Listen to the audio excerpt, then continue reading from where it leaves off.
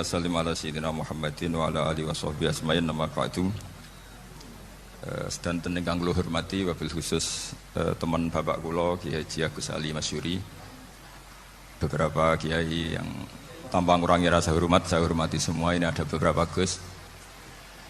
Ini saya ngaji insyaallah seperempat jam. Seperempat jam nanti yang menghisap Gus Kausar berapa Gus? 10 menit. Begini, sebetulnya saya membela semua umat Islam itu ahlul jannah. Karena saya ini ibarat marketing. Kalau orang Kristiani itu kan setiap orang mati sudah tenang bersama Bapak di surga. Jadi kampanye itu menarik sekali. Sementara kita sudah kiai, sudah imam masjid, sudah ulama, masih saja dikhawatirkan su'ul khotimah. Ini kalau kampanye ini tidak imbang, ini nanti saya takut kalah. Makanya saya bilang pokoknya semua orang mukmin itu ahlul jannah. Karena memang asli hadisnya seperti itu, man qala la ilaha illallah dakhalal jannah. Bahwa kemudian ada beberapa kiai yang mungkin wataknya itu pesimis, kemudian bikin sekian aturan-aturan yang sebetulnya itu cerminan dari pesimisnya. Terus akan-akan masuk surga itu susahnya bukan main. Nah itu saya tidak setuju karena tadi pasti kalah dengan kampanye sebelah yang setiap orang mati dibilang sudah tenang bersama Bapak apa? Di surga. Jadi ini penting. Terus kedua saya bilang agama ini sudah begitu baik. Masa kunci surga sudah dibocorkan miftahul jannah la ilaha illallah. Masa sudah pegang kuncinya nggak jadi masuk surga itu kan aneh. Ya sudah masuk saja, tapi tidak usah minta bantuan saya, masuk aja. Kan sudah pegang kuncinya. Terus ketiga, kenangan terburuk saya ketika jadi kiai itu gini, saya ada beberapa guru SD datang ke saya. Ini agak masalah besar. Gus boleh enggak buka ujian nasional yang masih disegel? Semua guru bilang enggak boleh, itu kriminal kan. Ada satu guru yang bikin analogi agak kacau. Boleh saja. Wong ujian di kuburan saja dibocorkan para kiai enggak apa-apa. Itu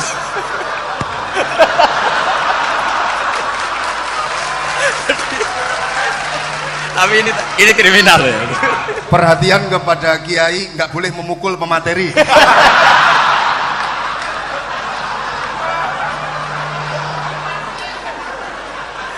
Jadi tentu itu analogi yang salah kan. Marrobuka kan, Tuhan kamu siapa, Nabi kamu. Tuhan kamu siapa, Nabi kamu siapa, imam kamu siapa. Ini kan sudah dibocorkan oleh para kiai. Artinya apa? Nak raiso jawab kebablasan gitu. Terus guru ini berpikir kalau ujian akhirat sekrusial itu saja bisa dibocorkan, kenapa ujian nasional tidak boleh? Tentu ini kias yang salah, saya tidak ngajari seperti itu. Tapi saya ngajari ke kalian betapa mudahnya masuk surga. Kunci jawaban sudah dikasih, kunci pintu masuk sudah dikasih. Kok sampai tidak masuk, ini kebablasan. Paling salah gurunya. Jadi ini kenapa saya sering cerita orang mukmin semuanya itu min ahlil jannah, itu saya jamin. Sama tidak usah takut su'ul khotimah, tidak usah takut berlebihan seperti itu. Karena setahu saya, setidaknya saya mewakili ulama zaman ini, rata-rata guru kita ini bermadzhab Syadzili dalam berkeyakinan berpikir tentang Allah. Di antara ini yang mulai saya ngomong serius, supaya tadi kan guyonannya sudah diambil Gus Reza sama Gus Kausar. Saya tahu kenapa mereka guyon, kalau ngomong serius takut kalah sama saya.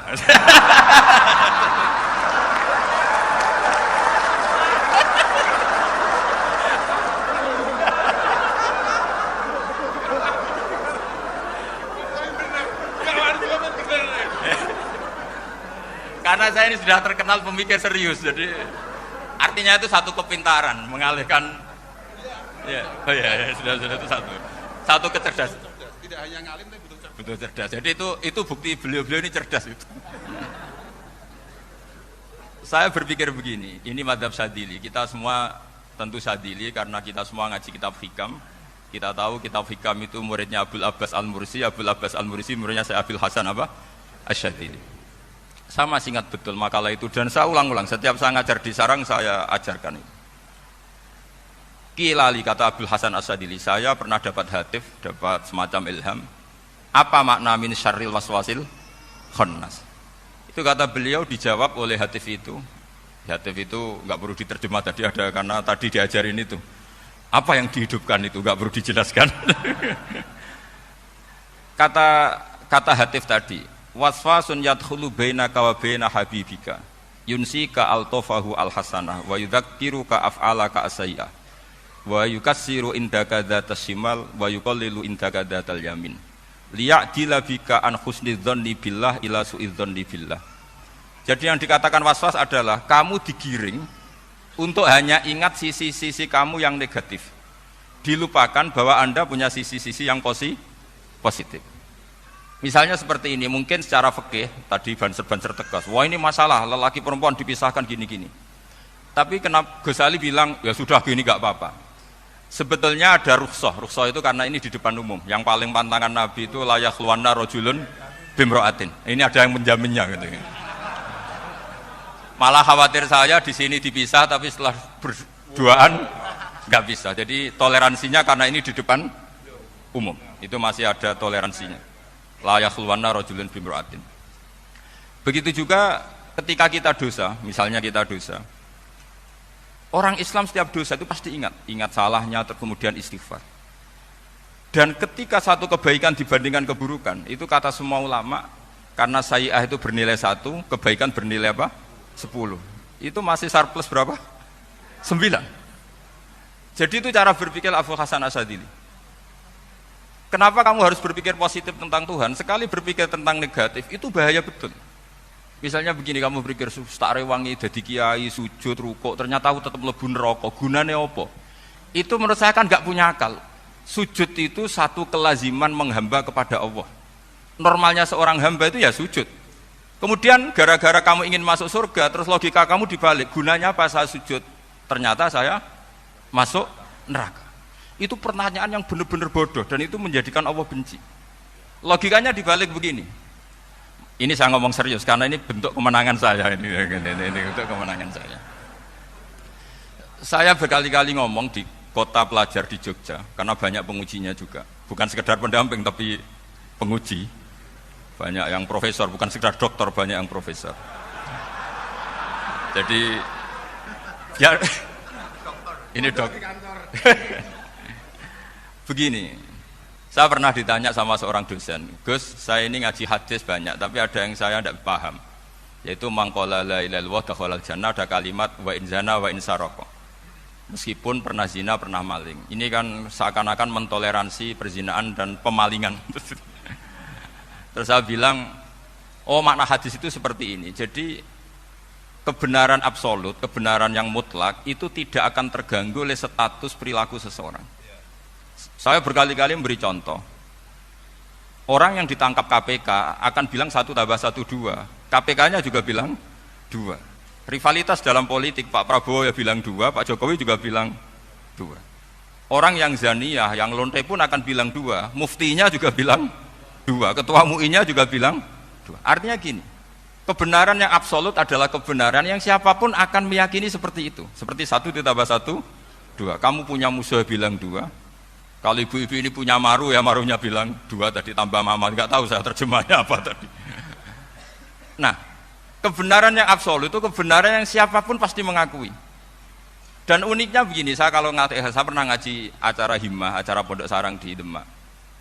Kalau kamu bilang 1 ditambah 1 menjadi 2, untuk mengatakan 2 itu kamu butuh hadiah enggak? Mereka semua jawab enggak. Kita semua enjoy saja mengatakan tembok itu putih. Kenapa? Karena memang putih.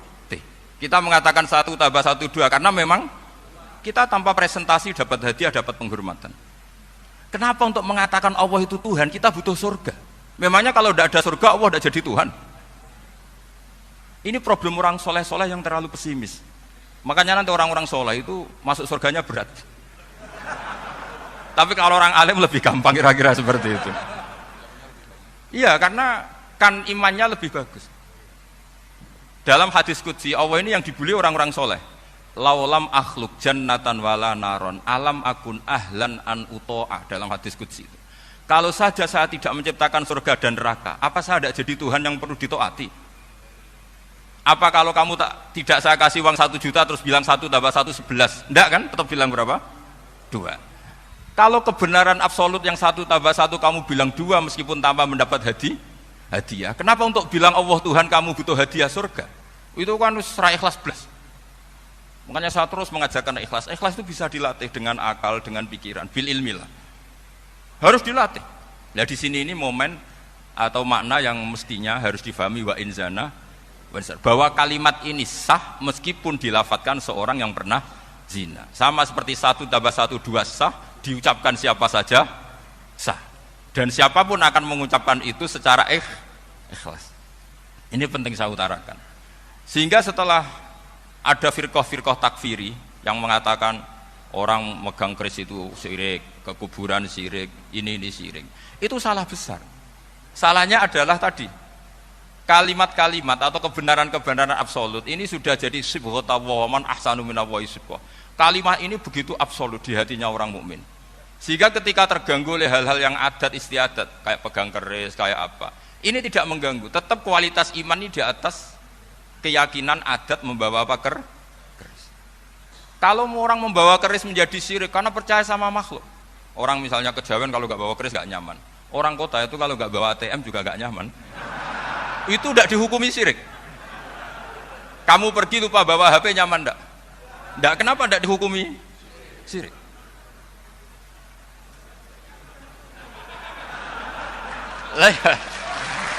Jadi ini logika-logika. Jadi makanya ini Gus Reza boleh ngeritik saya. Saya itu berkali-kali bilang, saya termasuk ulama yang mau bikin gerakan cangkem elek. Karena nanti kalau saya nisbatkan ke Rasulullah itu tidak pantas, karena Nabi ahsanan nasi khalqau wa khuluqa. Tapi saya siap jadi bempernya Rasulullah Shallallahu Alaihi Wasallam. Pernah ada diskusi di Jakarta, ini kisah nyata. Apa dalilnya setelah sholat salaman? Mana hadisnya? Itu dijawab hadisnya tentu kita kesulitan.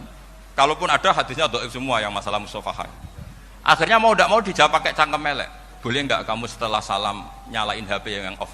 Boleh. Boleh enggak ke kamar mandi? Boleh. Oh berarti kencing boleh, nyalain HP boleh, yang enggak boleh itu ingat Allah kan? Karena mereka mengkritik wiridan, mengkritik salam. Akhirnya mikir deh, ada enggak hadisnya orang setelah sholat nyalain HP? Enggak ada kan? Tapi mereka nyalain HP enggak hambatan, tapi untuk salaman masalah kan? Ke kamar mandi boleh, tapi untuk wiridan enggak boleh. Akhirnya mereka sadar, oh ya, lama-lama dibisi gini yang kelompok itu.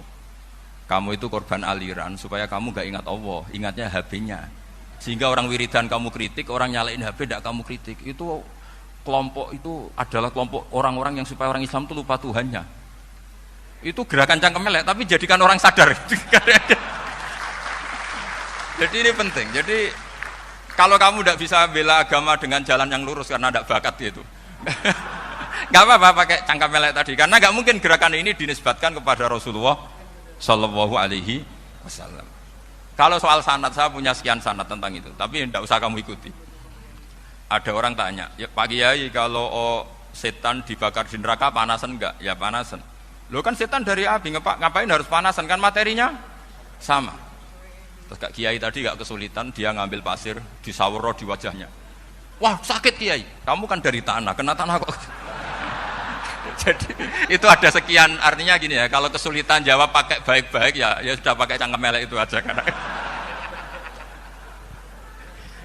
Tapi tentu kan gerakan ini tidak mungkin dinisbatkan kepada para nabi.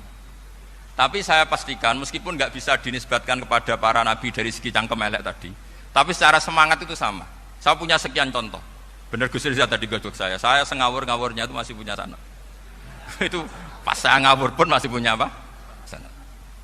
Nabi Ibrahim itu ketika faja'alahum juzatan illa kabirallahum itu si berhala paling besar dikasih kapak. Ketika mereka geger, ini siapa yang memecahkan berhala-berhala kecil? Kata mereka, sami'na fata yadhkuruhum yuqalu lahu Ibrahim. Ya kira-kira Ibrahim lagi. Terus setelah Ibrahim didatangkan, siapa yang melakukan ini semua? Ini jawaban Nabi Ibrahim, bal fa'alahu kabiruhum hadza. Ya tanya yang bawa pedal, saya kan tidak bawa kan. Terus kata orang-orang, otak kamu itu di mana? Masa berhala disuruh nanya, kan nggak bisa ngomong.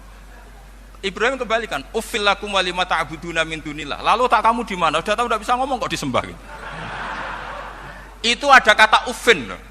Uffin itu kalau diterjemah kira-kira ya agak-agak jancuk gitu. Kira-kira Ya kira-kira seperti itu.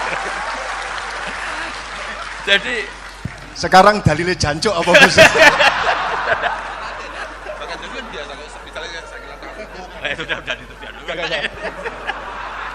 sudah itu gimana? Jancuk itu dari dak su, dak tinggalkanlah suan perkara sing elek. Krono ilate wong Surabaya kakean rawon, akhirnya ngomongnya jancuk. Gitu.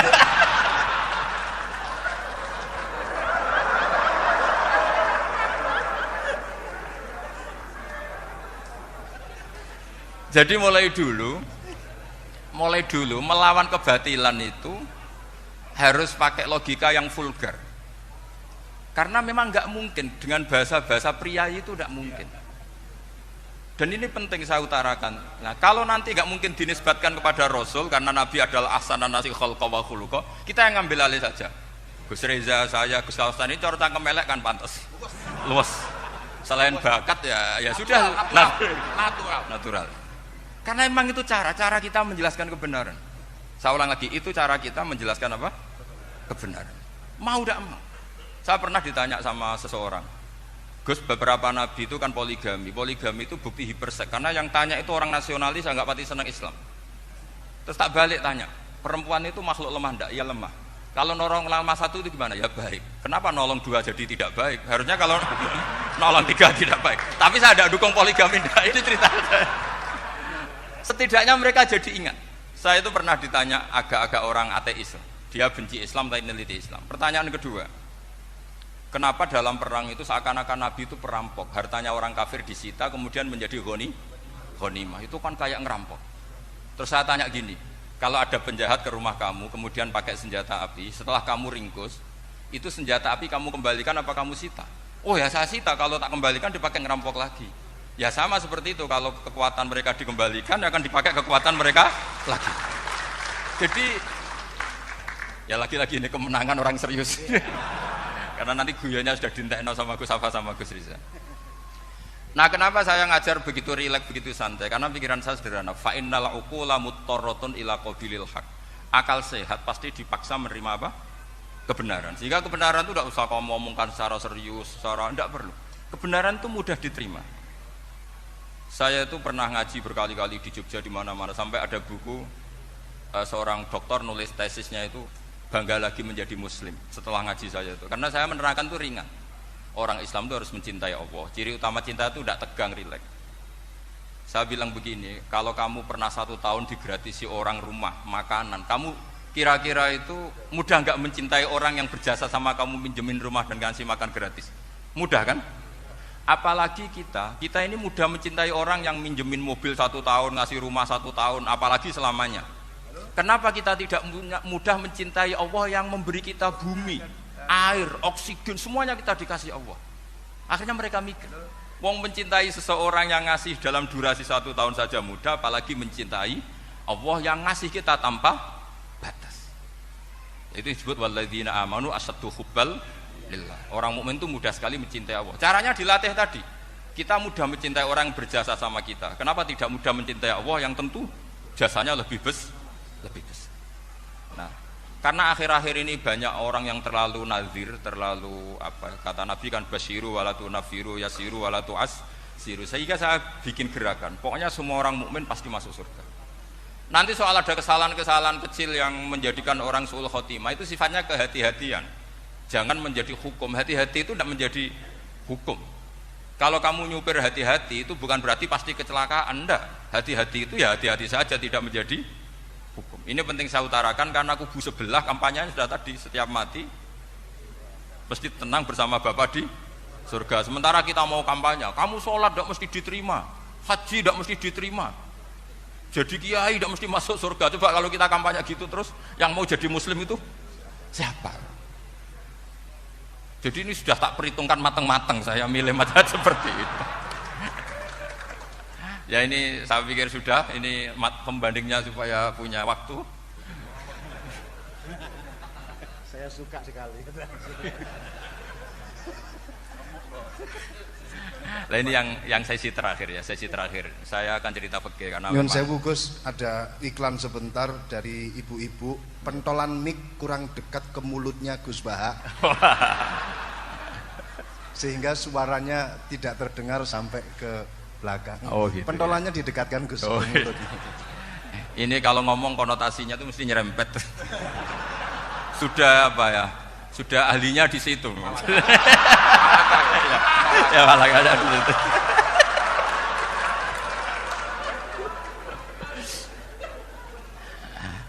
Dalam sesi terakhir saya cerita pentingnya pembanding. Imam Rafi'i itu yang ngarang kitab Muharrar. Kitab Muharrar ini adalah ringkasan dari kitab Al-Wasit. Al-Wasit itu karangannya Imam Ghazali. Al-Wasit sendiri ini khas ngaji NU, karena NU maknanya Nahdlatul Ulama, gerakan para ulama. Jadi kalau nggak ngerti alim-alim seperti itu ya ada NU. Sebenarnya sampai itu pasnya Nahdlatul Ummah, gerakan umat. Tapi kan sudah jadi partai politik Nahdlatul Ummah. Karena yang katakan NU itu Nahdlatul Ulama, gerakannya para ulama. Imam Rafi'i itu berpendapat sujud itu cukup pakai baduk, pakai jidat. Itu dalam kitab Muharrar. Wal asoh anna sujud yasihu mau cukup biwat iljabah. Ketika Imam Nawawi mentasih kitab Muharrar namanya Minhajut Thalibin, itu mengkritik Imam Rafi'i. Kata beliau sujud itu untuk sah harus melibatkan 7 anggota, karena berdasar hadis umirtu an asjuda ala sabati a'zumin, yaitu al-jabhah wal yaden wal rukbaten wal qadamen, yaitu jabhah 2 tangan, 2 lutut dan 2 qadamen. Akhirnya saya ngecek di kitab asli, Imam Rafi'i termasuk Ashabut Tarjih dan Imam Nawawi. 2 orang ini khilaf. Kan nggak mungkin kita sebagai musokhehnya, karena yang khilaf ini 2 ulama besar, satu Imam Rafi'i, satu Imam siapa? Nawawi. Kita tidak bisa hanya ngikuti Fathul Mu'in yang mengatakan idza ikhtalafa Nawawi wa Rafi'u quddiman Nawawi, tidak bisa, karena Imam Nawawi ini sering nginduk sama kitabnya Imam Rafi'i karena senior Imam Rafi'i. Setelah saya cek di kitab kitab asli Mamba, satu sumbernya semua madzhab Syafi'i. Ternyata Imam Syafi'i nak ngedikan hanya begini. Wa uhibbu, saya suka setiap orang Islam sujud itu melibatkan 7 anggota karena itu aman, pasti sah. Tapi wayah tamilu, kata beliau, tapi mungkin saja sujud hanya watul jabah itu sah. Kenapa? Kata Imam Syafi'i, liqaulihi sallallahu alaihi wasallam atau li du'aihi apa sallallahu alaihi wasallam fi sujud sajadalaka wajhi wa sam'i wa basori. Nabi ketika sujud itu hanya berdoa, ya Allah sujud kepada engkau wajhi wa sam'i wa basori. Nabi tidak menyebut wayadi wa rubati wa qadami. Sehingga saya berkali-kali bener kata Gus, saya ini pembela umat sing sujudnya 7 anggota ya taklem pantes dadi Rais Suriah. Itu yang sujudnya bathuk tok ya tetap sah ngikuti mazhabnya Imam Rafi'i, meskipun itu tidak saya anjurkan, tentu tidak saya anjurkan. Alasannya Imam Syafi'i tadi, Rasulullah pernah berdoa dengan kata-kata sajadalaka wajhi, bukan diteruskan wayadi warubati wakoda. Sehingga fal khilaf huna bakin ala khidati, kalau dalam bahasa fikih khilaf biar tetap sesuai aturan khilaf masing-masing. Enggak perlu kamu menggugurkan pendapat Rafi'i yang mengesahkan sujud hanya pakai jabah. Ini penting karena tadi seperti saya katakan, yang sujud anggota itu ya masuk swarga mergo pintere, sing nganggo bathuk tok ya mlebu swarga mergo gobloke tadi, karena aksaru ahlil jannah al-bulhu. Nah ini madzhab saya. Jadi saya itu ingin umat Islam itu baik-baik saja. Ya, karena tidak mungkin lah kita tidak bela Islam di zaman akhir, tidak mungkin kan tadi kubu sebelah kampanyenya sudah seperti itu. Kalau kita ngomong ikhtiyat, kiai ra mesti mlebu swarga, sing salat ngethuk ra mesti husnul khotimah, wah kan jadi repot. Saya ini pengagum teori ikhlas, dilatih bil ilmi, saya ulang lagi, dilatih bil ilmi. Saya ini malunya tadi, saya mengatakan 1 + 1 2, itu meskipun tidak ada yang memberi hadiah, tetap saya katakan 2. Saya mengatakan air itu dingin, tidak ada yang ngasih hadiah, saya akan bilang kalau air itu dingin, kalau api itu panas. Untuk hakikat-hakikat seperti itu saja saya jujur tanpa ingin